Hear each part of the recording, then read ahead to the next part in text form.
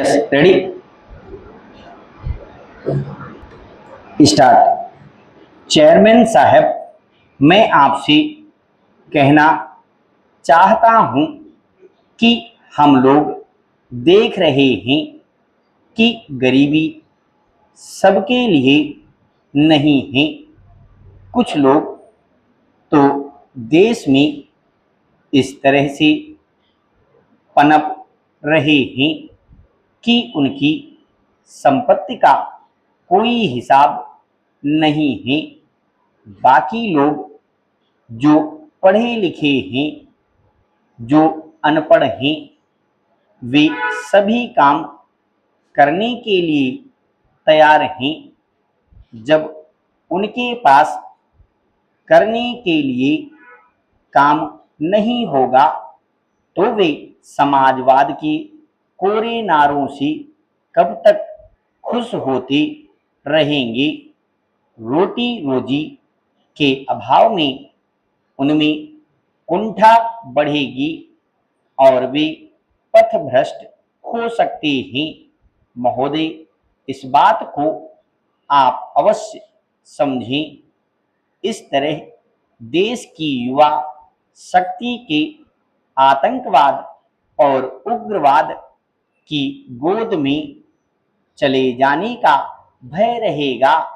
इससे देश को बहुत बड़ा नुकसान होगा।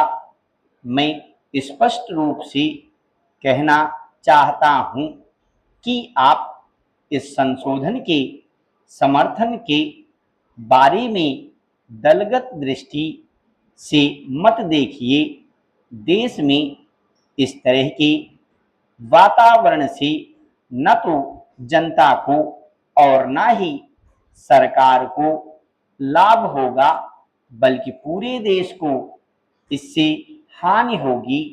इसलिए मैं चाहता हूं कि जो संविधान संशोधन विधेयक सदन में लाया गया है, उसे आप खुले मन में स्वीकार करें।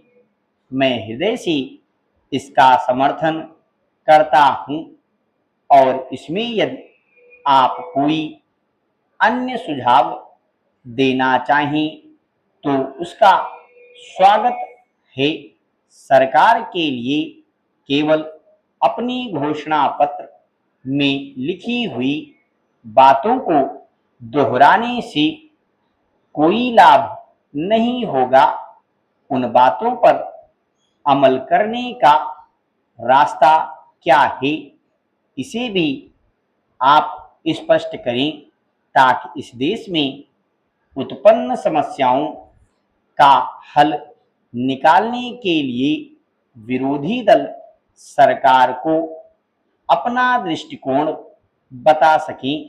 श्रीमान, अभी अभी मेरे दोस्त ने जो विधेयक प्रस्तुत किया है, इसे स्वीकार करने से पहले इसका विश्लेषण करना आवश्यक हो गया है, क्योंकि मेरा निवेदन है कि इस विधेयक के संबंध में चर्चा आवश्यकता से काफ़ी अधिक हो चुकी है। मेरी दृष्टि में इस विधेयक का विचार क्षेत्र बहुत सीमित है और हमें केवल यह सुनिश्चित करना है कि यदि इस विधेयक को स्वीकार कर लिया जाए तो क्या इससे उस समस्या का समाधान हो सकेगा।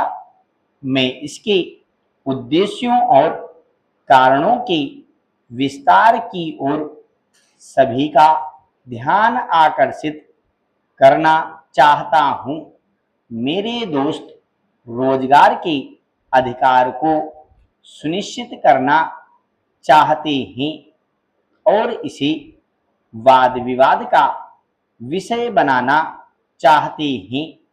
समस्या यही है कि विपक्ष का दृष्टिकोण स्पष्ट नहीं है।